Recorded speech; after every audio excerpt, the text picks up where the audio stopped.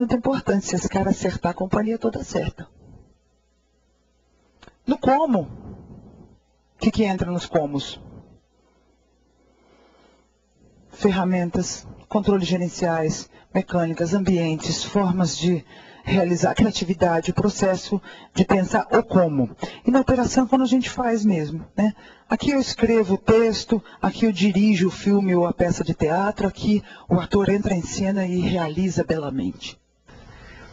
Esse processo é mais legal de estar assim do que ele vai e volta na comunicação. E eu também gosto de fazer os organogramas em torno, assim, sabe? Olha, aqui são cargos e pessoas. E o cliente está aqui no meio. Isso a gente chama de cross-functioning. Funciona meio assim atravessado, não tem essa visão. Os desenhos assim nos ajudam a pensar mais quanticamente, mais como essa energia pode funcionar. As abordagens quânticas na medicina, na psicoterapia e mudança de padrões tem vários referenciais, eu só os menciono aí para vocês, que certamente têm lido e estudado sobre isso. Hipnose ericksoniana, eu sou formada em hipnose ericksoniana, é uma experiência bacana. A hipnose ericksoniana é mãe da programação neurolinguística, portanto, avó do método Quantum, né? Nós trabalhamos muito com a hipnose ericksoniana para fazer a ligação daquelas palavrinhas com o recall inconsciente e tudo mais. A programação neurolinguística do meu querido amigo padrinho John Grinder, de quem eu fui sócio, do Bender, com quem eu me formei também.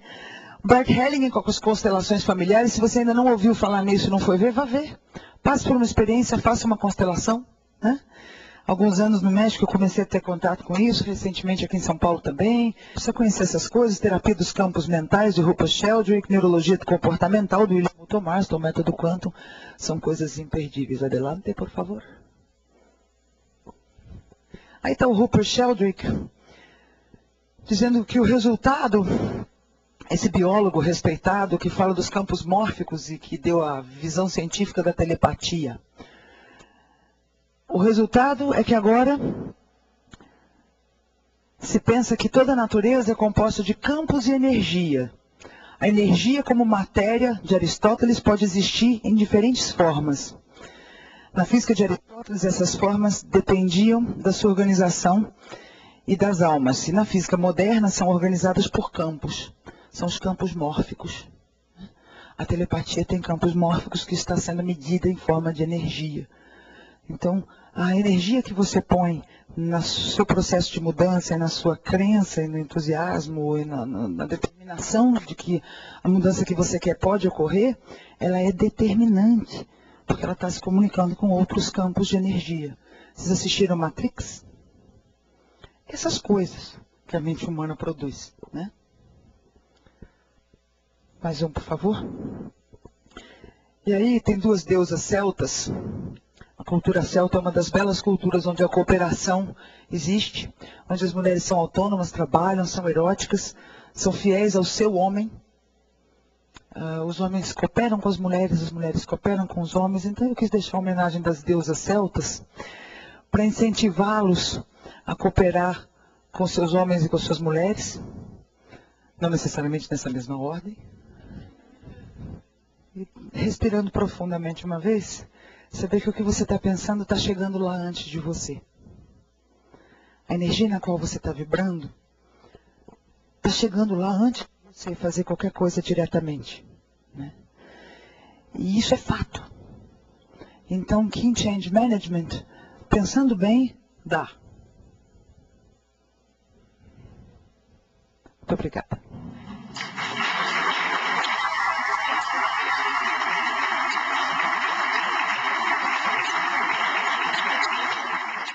Enquanto isso, eu quero aproveitar e pedir para que vocês anotem perguntas que vocês queiram fazer para a doutora Cláudia. A gente vai passar recolhendo e encerra com as respostas da doutora Cláudia.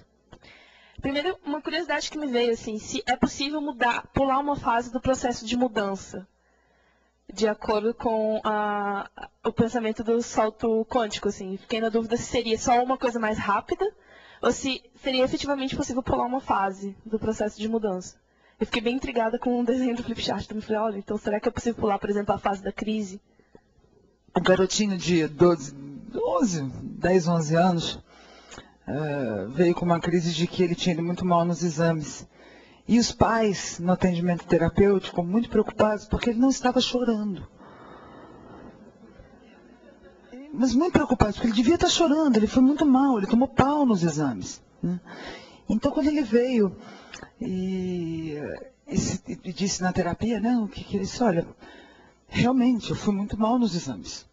E agora o que eu posso fazer? Eu tenho que, né, work hard, trabalhar duro, ir para cima para recuperar. Não tem mais o que eu possa fazer. De que vai adiantar eu chorar? Né? Eu digo, esse menino é um filósofo, né? E agora vê o que eu faço com os pais dele, né? Assim, não só pular etapas, como não acreditar nas etapas como se elas fossem algo consolidado necessariamente como verdade, né? Sim, há processos que têm etapas e que pulá-las provavelmente vai nos fazer regredir. Então nós temos que fazer uma avaliação também sistêmica. Mas é possível a gente pular a crise? Por que não? A gente tem alguns exemplos práticos na história de mudanças em que a gente consegue pular a crise. Esse pular a crise, quer dizer, a psicologia anteriormente acreditava que, e até muito do que a gente falou aqui, de que o foco na dor, mexer mais na raiz de um problema, nos ajudava a lidar com ele. Às vezes isso é necessário, às vezes não. Às vezes a gente só casa mais com o problema ao nos aprofundar demasiadamente nele, né? Então, a meditação do estado contrário serve um pouco para isso. Se o estado de falta de recurso apatia, o que é o contrário de apatia? Entusiasmo, alegria, energia. Quem que vocês conhecem que é muito entusiasmado, muito alegre, muito cheio de energia? Medita essa pessoa. São os conselheiros internos, quanticamente funciona muito, né? Quem faz isso com frequência provavelmente cria um ambiente, um contexto onde a mudança fica, né? 3 perguntas para vocês responderem, para ser um bom líder num processo de século XXI de mudança. Primeira, como as pessoas respondem positivamente à mudança? A pergunta para vocês anotarem e fazerem. Como as pessoas respondem positivamente à mudança?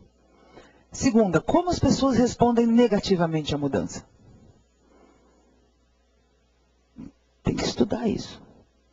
E terceiro, como posso eu, como líder, nessa organização, nessa comunidade, nessa sociedade, nessa família, que embora não seja uma democracia, como posso eu, como líder, neste ambiente, criar um contexto onde a mudança seja o nosso jeito natural de fazer as coisas? Sem, entretanto, ser um bando de lelé desestruturado que não faz nada com começo, meio e fim. Porque tem que ser ao mesmo tempo. Tudo ao mesmo tempo agora e já. Então tem começo, meio e fim, mas não acredita muito nisso. Em casa com isso não. Tem começo, meio e fim. A gente tem estrutura, a gente tem conta para pagar. A gente tem um processo para relacionar, mas a gente não está preso a ele. Então você percebe que você faz saltos quânticos, que o organismo faz isso energeticamente, a cura está nisso. Quantas doenças idiopáticas, ou seja, que a gente não sabe a causa, idiopática é aquilo que eu não sei a causa, né? Não sei de onde veio, se curam. Você tem remissivas de câncer, não sei, a medicina fica, milagre. Não tem isso? Vocês leem sobre isso? Pois é, eu acompanho isso semanalmente. Então acontecem milagres, curas quânticas. Agora, aí o corpo precisa de tempo. Na criatividade do médico quântico, deixa eu mostrar isso aqui, uma outra coisa, além dos livros que estão aí fora, vocês têm o Professor Quântico, do Ivan Guerrini. É uma delícia, é um livro gostosinho de se ler, que estimula a criatividade. É um físico quântico, bastante respeitado, falando uma linguagem talvez até menos técnica do que a que eu falei, mas muito precisa em relação a estimulando isso. Chama o Professor Quântico.